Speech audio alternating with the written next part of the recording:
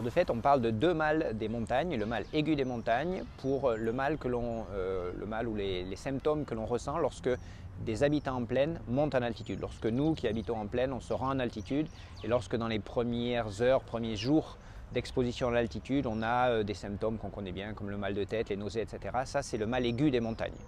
Et puis il y a le mal chronique des montagnes, que l'on appelle aussi maladie de Monge, du nom du chercheur péruvien qui a le premier décrit en détail cette pathologie, qui est un syndrome, là aussi, des symptômes donc, qui existent chez un certain nombre dans une partie significative des populations qui habitent en permanence en haute altitude. Donc le mal chronique des montagnes, chronique ça veut dire les symptômes qui se développent lorsque l'on habite en permanence en altitude, alors que le mal aigu c'est celui qui se développe lorsque des habitants de plaine montent d'un coup en altitude.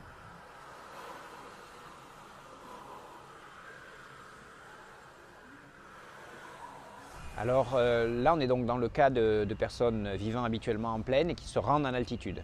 De fait, il y a toute une série de mécanismes qui va se mettre en place dès les premières minutes et puis au cours des premiers jours, voire des premières semaines.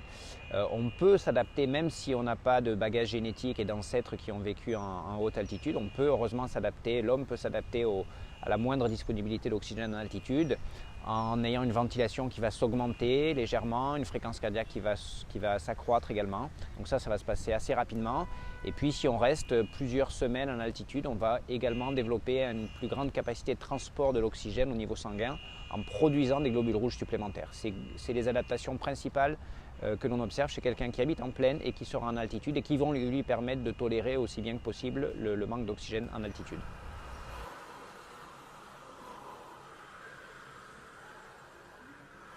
Alors, ce que l'on appelle le mal aigu des montagnes, c'est-à-dire les troubles que l'on peut avoir lorsque nous, habitants en plaine, on se rend en altitude, c'est en fait ce que l'on appelle un syndrome, c'est-à-dire c'est un ensemble de symptômes, il y en a 4 ou 5 principaux, que l'on peut ressentir de façon plus ou moins importante, soit l'un, soit l'autre.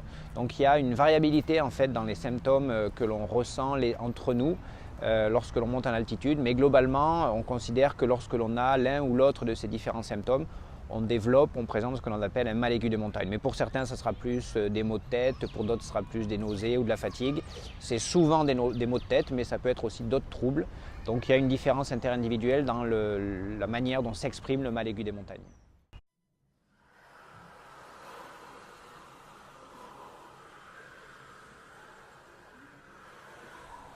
Alors ça, c'est une bonne question et en fait, ça dépend de qui on est.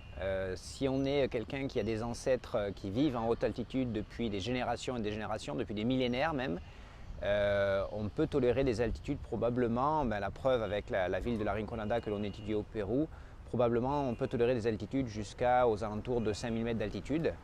Par contre, si on est un habitant de plaine et qu'on a tous nos ancêtres qui ont toujours vécu en plaine, là on est bien moins équipé, je dirais, d'un point de vue biologique, génétique, pour tolérer la haute altitude, l'habitant en haute altitude.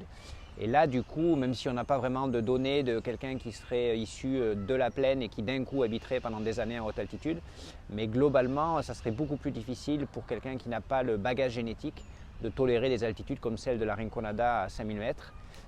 Donc je dirais qu'une vie au-delà de 2500 mètres, 3000 mètres d'altitude permanente pour quelqu'un qui est originaire de plaine, c'est probablement difficile, ou en tout cas ça peut s'accompagner de difficultés de santé.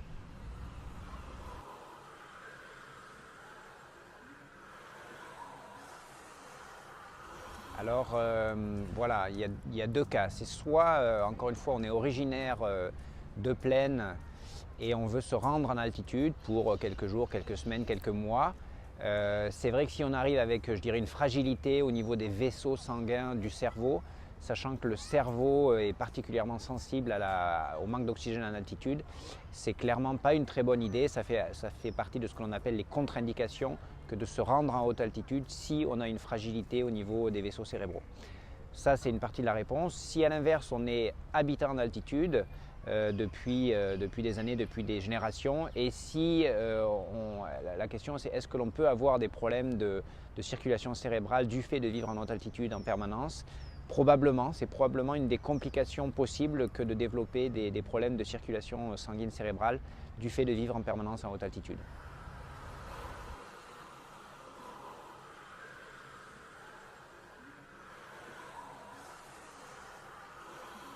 Quels sont les mécanismes que les habitants de haute altitude ont développés pour arriver à tolérer la vie à si haute altitude? Quels sont ces mécanismes qu'ils ont développés depuis des milliers d'années? En fait, c'est le sujet de nos études, de nos travaux sur ces populations-là. Mais les pistes, c'est bien d'une part un développement de la quantité de globules rouges et de capacité de transport de l'oxygène qui est donc augmentée chez ces habitants-là. C'est une voie d'adaptation bien sûr à la haute altitude, mais en fait la question c'est à la fois de développer plus de capacité de transport d'oxygène avec plus de globules rouges, mais pas trop non plus, pas trop de globules rouges, sinon on a probablement des problèmes de viscosité sanguine élevée, c'est-à-dire le sang n'arrive plus à circuler correctement. Donc une des bonnes adaptations à l'altitude pour les personnes vivant en permanence, c'est de développer la bonne quantité de globules rouges supplémentaires nécessaires, mais pas trop. Ça, c'est une des pistes probablement et sûrement qui s'est développée au fil des millénaires pour les populations de haute altitude. Un autre élément, c'est que lorsque l'on monte en haute altitude, il est important pour notre ventilation de s'accélérer, de respirer plus d'air pour essayer de compenser le fait qu'il y ait une pression d'oxygène moindre dans l'air en altitude. Donc on respire plus et se respirer plus, voilà, ça c'est une histoire de sensibilité, on appelle ça de réponse ventilatoire à l'hypoxie. Là aussi, une des adaptations des populations de haute altitude, c'est d'avoir développé le bon niveau de réponse ventilatoire au manque d'oxygène en altitude.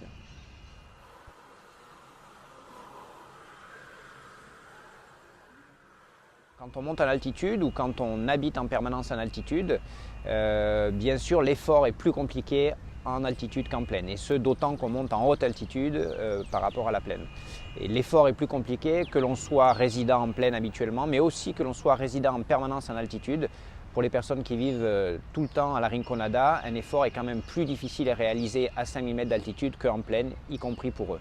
Mais malgré tout, on développe un certain nombre de mécanismes qui font qu'on peut faire un effort. Alors l'effort, il va de monter des escaliers jusqu'à réaliser un marathon à 4000 mètres d'altitude. Il faut savoir qu'il y a des sportifs, y compris de haut niveau, parmi ces populations de haute altitude. Donc oui, on peut réaliser des efforts professionnels quand on est mineur ou réellement sportif quand on est joueur de foot ou marathonien à 4000 mètres d'altitude.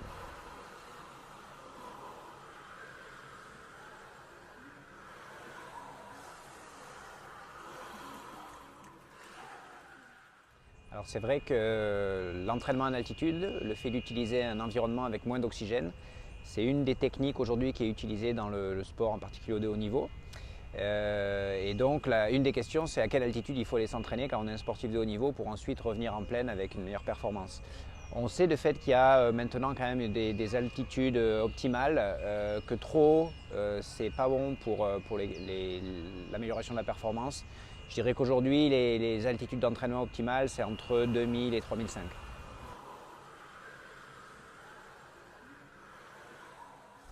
Alors par exemple quand on est sportif, c'est vrai qu'on attend d'un séjour en altitude, moyenne souvent, modérée, c'est-à-dire pas très très haut mais autour de 2-3 000 mètres d'altitude, on attend qu'en redescendant en plaine on puisse avoir des performances améliorées. Et la question de savoir si, par exemple si on prépare une compétition en s'entraînant en altitude, on doit faire la compétition immédiatement en redescendant de l'altitude ou alors au bout de quelques jours, c'est une question qui intéresse toujours les chercheurs dans le domaine de l'entraînement sportif en altitude. On considère qu'il y a une fenêtre, disons, de l'ordre de 3 à 10 jours après un séjour en altitude, mais c'est très discuté, dans laquelle on va avoir un pic de performance, si on en a un. Mais voilà, c'est de l'ordre de 3 à 10 jours après la redescente.